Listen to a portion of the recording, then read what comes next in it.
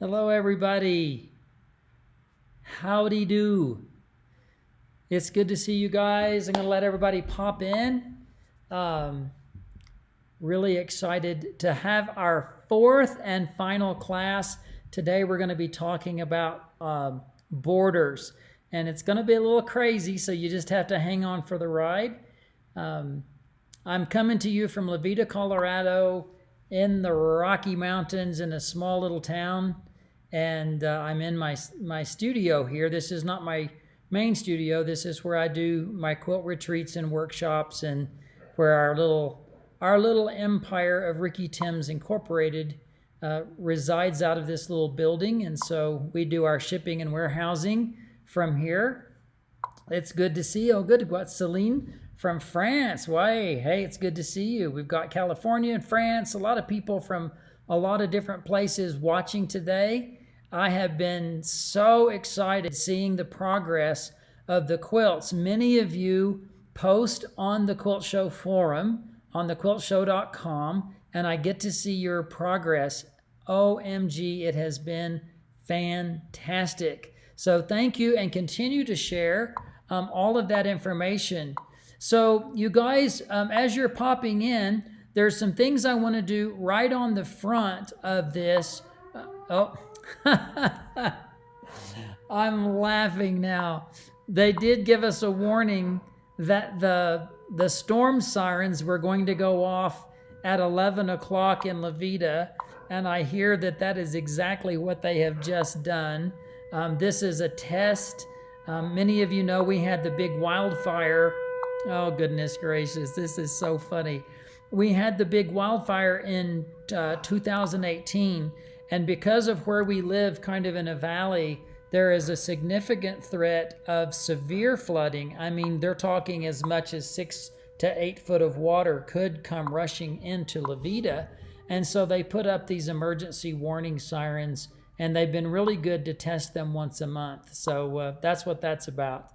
Anyway, it's good to see you guys. Thank you for being here. I'm going to jump into this. Now today, let me just tell you what we're going to do. I'm going to tell you about some things that are coming up that I want you to know about. I'll do a little brief commercial. It's not going to take long. I will expand on that at the end, so you don't have to sit through it all. But if you want to learn more, I'll tell you about that at the end as well. And then I'm going to be on this presentation, a PowerPoint presentation, showing you some border options, and then I'm going to show you some quilt inspiration. So the other thing is, if you've got big questions, if you're stuck, or if you're wanting to share your ideas, I'm going to encourage you to do that in the Quilt Show forum. So let me share my screen and go right here. Okay, it says show. It shows that I'm sharing my screen. So I hope that I am. Let's go to the, oh, come on, screenshot, keynote. Here we go, play. And I do believe that you can see this now. So you guys, I know that a lot of you find us on Facebook or on YouTube, and you don't realize that there is an online television show. Some of you have not yet been able to watch. We are thequiltshow.com. The Kool Kaleidoscope class has been brought to you free of charge by thequiltshow.com. And on thequiltshow.com, if you go to the Learn section, this is where this class is located. We would love for you to be a star member. The star members are our subscribers, but you do not have to be a star member to access the Learn section. You just have to go there. If you would like to participate in the forum where you share your thoughts, your ideas, your comments, and images of your quilts, you do need to be at least a basic member and have a membership, which is just making an account. We have 2 levels, the free accounts and also the subscription star members. So please check that out, okay? That's where that will happen. And then I want to invite all of you to join me September 2nd, 3rd, and 4th for my virtual quilt Luminarium. This is an interactive event. The 24 sessions are delivered over 3 days. You will watch those at your own convenience, in your own time zone, in your jammies, however you want to do it. And then I do have set times for some live Q&A, but you do not have to watch Quilt Luminarium. You don't have to watch this at the time I'm showing it, because I post the videos. You watch them at your convenience on any of those 3 days. This is 11 and a half hours of very, very rich information. So if you've never experienced Quilt Luminarium, please do this. I've got 2 membership levels, and if you go to letsquilttogether.com, which is the website there at the bottom, you can find all of the information. And I would love to do this. I teach quilting caveman style, convergence quilts, the music in my quilt, which is an amazing, wonderful comparison of art and music. I talk about the creative muse, the demons that prohibit us from succeeding, and talk about how to overcome those. Designing for quilters, color theory, dyeing fabrics. My Rhapsody quilts are covered, and you can design your own. Of course, the Kool Kaleidoscope that you're doing here is covered. Outline applique. There's so much more. I even have a class called 11 Cool Things That Every Quilter Should Know. And I talk about facing, bindings, piped bindings. It is a very, very comprehensive course. It's like a university of quilt information, and I would love to have you join me for that. So there's 24 sessions, 11 and a half hours over 3 days, and I do provide live Q&A. You just watch at your own convenience. So again, the website is letsquilttogether.com. That's my own teaching website. That's not part of the Quilt Show. It's my own personal teaching website. And then I'm giving you guys a private first time announcement. This has not been sent out to any email. This has not been posted on social media. You are getting the first invitation to join me for a new class. This is a beta class that I'm offering at 50% off called Finesse, Finish, and Photo. And that will be happening starting on September the 11th. There are 8 sessions that will run on various Saturdays and Wednesdays, not every Saturday and not every Wednesday, but between September the 11th and October 18th, the letsquilttogether.com. What I'm going to do in this class is share with you how to make a quilt top, make it right, make the borders right. Then we're going to get into the quilting, because I generally see people starting to fall apart with their borders, falling apart with their quilting, and then they put a binding on it that's not necessarily great. Or if they do all of those things great, they take a really lousy photo. And I'm going to talk about how to do all of this from the start to the end. This is like a miniature quilt retreat where I will work with every student one-on-one in the comments. I will write down the comments for everybody. It's very interactive. You will be working with me directly, and we will be sharing all of this as a class. So again, this is at letsquilttogether.com, and I am offering a beta class to you guys today, 50% off. You can join today. The class will start September the 11th.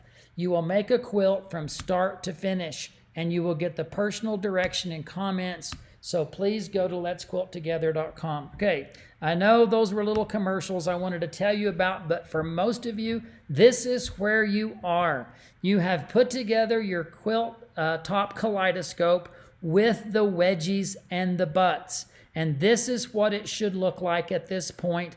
If you've used an 18-inch square, your quilt should now measure 36 inches finished, which should be 36 and a half inches unfinished. That would be the goal if you've been accurate. Now, I want to show you how I go about drafting my borders. I just want to tell you, the borders are going to make such a huge difference, and I am not going to tell you the formula for your border. You may spend more time on your border than you spent on your quilt. That is possible. But let's take a look. You know that we have the upper left quadrant would be an 18-inch square. We know this because that's what we started with. The white rectangle that you see up at the top is a piece of paper. I don't know how wide I've cut it. Let's say I want an 8-inch border or a 7-inch border.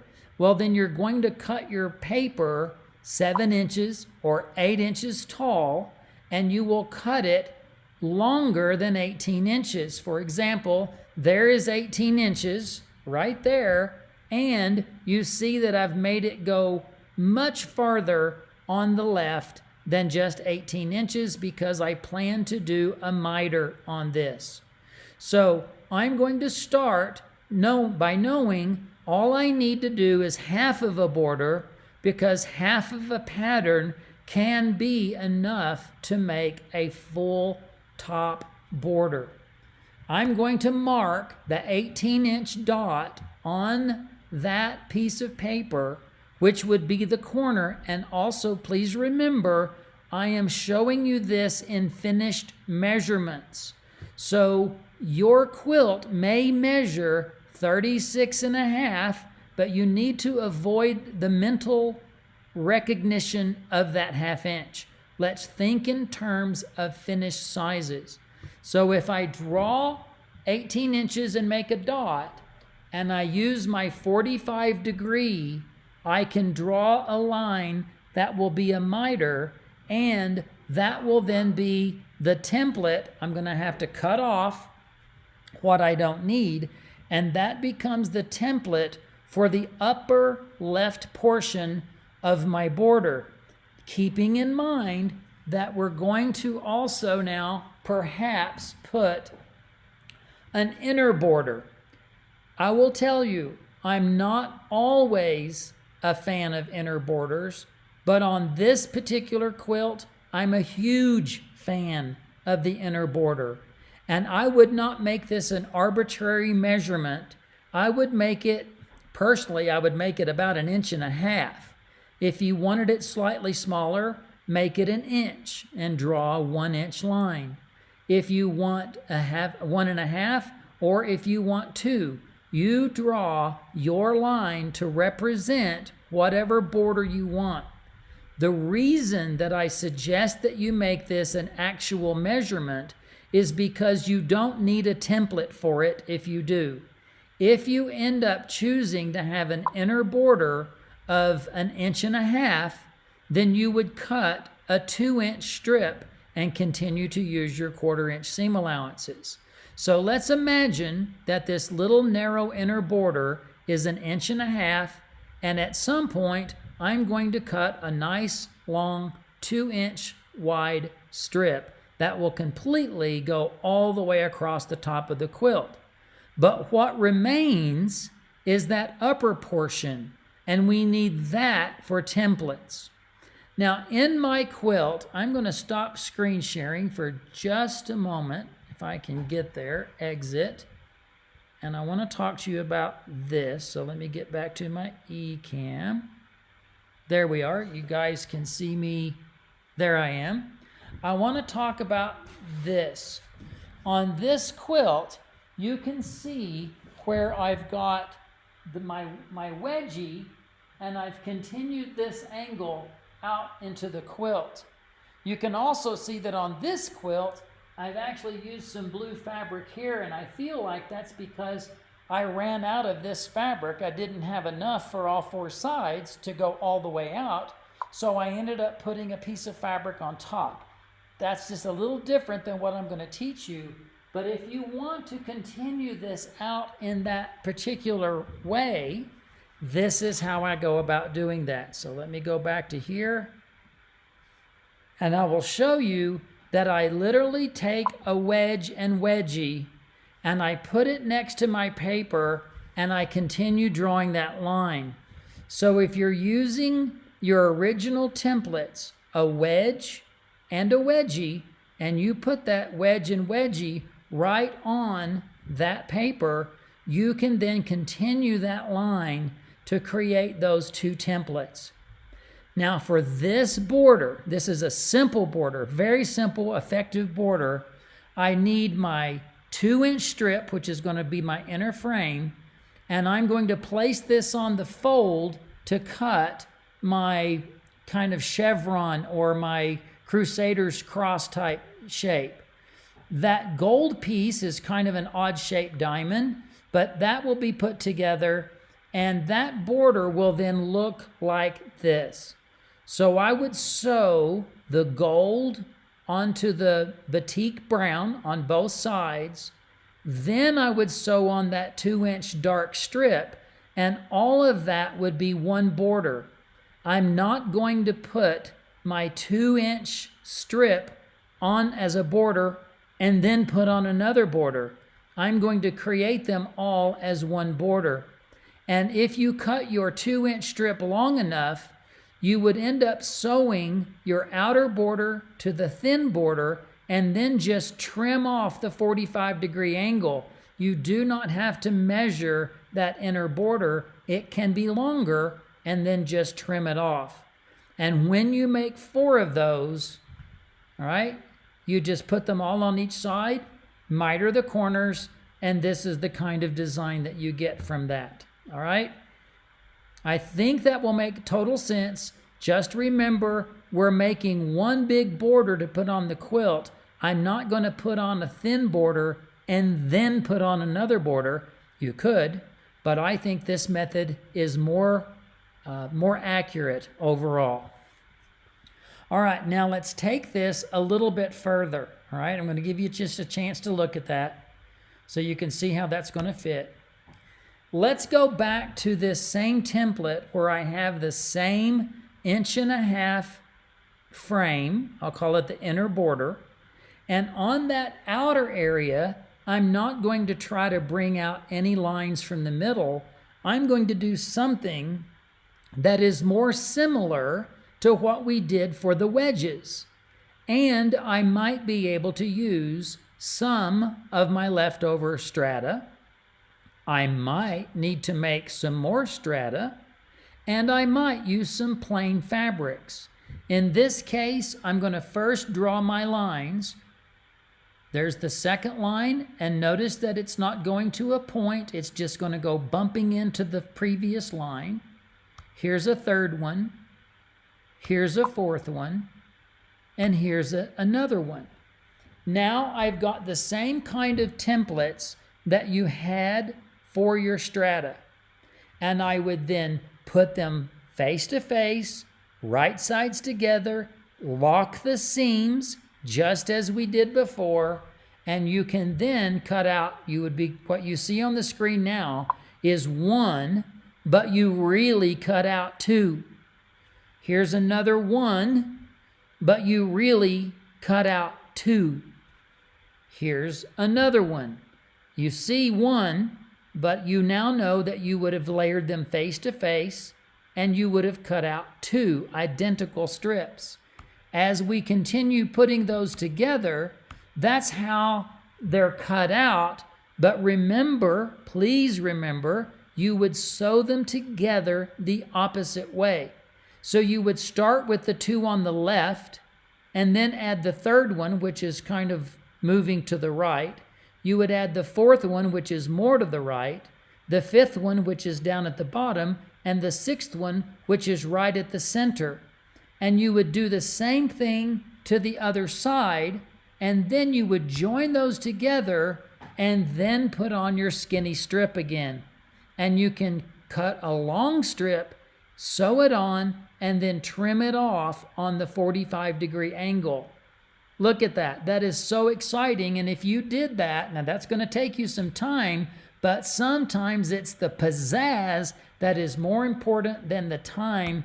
And you put all 4 of those on the quilt, and look how exciting that can be. I think it is fabulous. Now, I've got several things that I want to show you that came from my book, several quilts that are in my book. I have to apologize. I pulled these images. I went to my book to pull the credits, and I could not find my book. I have moved, and I went to my library, and my Kool Kaleidoscope book was not there.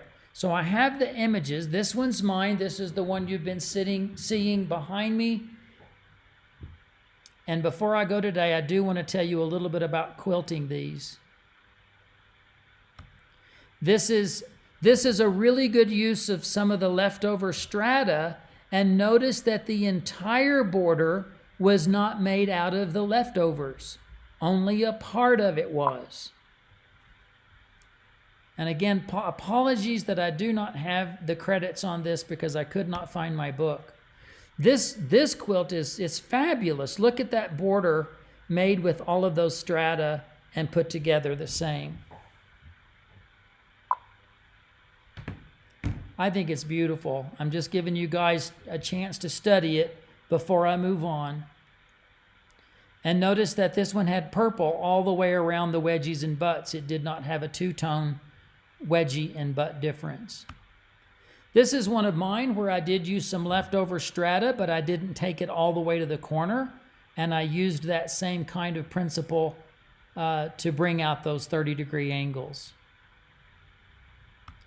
And this quilt, I will tell you, the quilts that are in my book and the quilts that are in my DVD, because I do have a DVD and it's a different set of student quilts, those were selected for their borders. The borders are really interesting, the interesting treatment. So look at how fun this quilt turned out. It's like it's floating in space with all of these wonderful, wonderful spikes. I get so excited with your creativity. And now you've got your main kaleidoscope. What you do to it is going to make all the difference in the world. Now, this entire kaleidoscope is a different process than the one I taught you, but look at this wonderful, wonderful quilt. I really love the way those blue spikes look like they're tucking under those black loops. Really, really clever use of the fabric. This quilt, I want to linger on this a moment because all of us have been essentially making a wall quilt. This is a king-size quilt. It has one kaleidoscope in the center, and then there were 4 more kaleidoscopes made, but one of the sections was left out. So on the upper left, there's 3 of the 4. On the upper right, there's 3 of the 4, and at the bottom. So this is all made out of those square units once they're all sewn together, but each of those 4 outer kaleidoscopes are just missing one of their quarters and this main kaleidoscope put in the center. That's got to give you some crazy, wonderful inspiration. Is that not fabulous? I think it's fabulous. And here's one that was used as a center medallion for a sampler quilt. So there's a way to feature it in a different way. This also became a large quilt. So just even though I've made essentially a quilt that might be 48 or 50 inches time you put borders on it, you can go bigger if you become creative. And remember, I'm offering in the future, I don't know when yet, I'll keep you all informed, that I am going to do a showcase where all of the finished quilts will be submitted, and we're going to have fun looking at what everybody did. Yeah, Kathy, I'm with you. Seeing how to make this in a bedside quilt, that's just a bed-size quilt, that's just wonderful.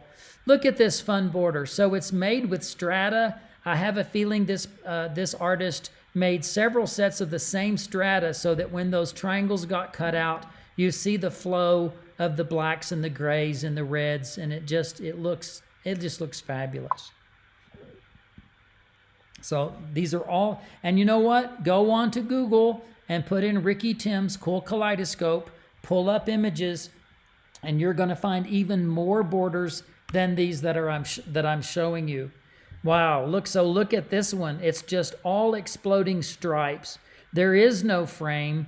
This is extra large wedgies and butts, but there's no actual frame on this one. I thought that turned out really stunning. It just looks like an explosion.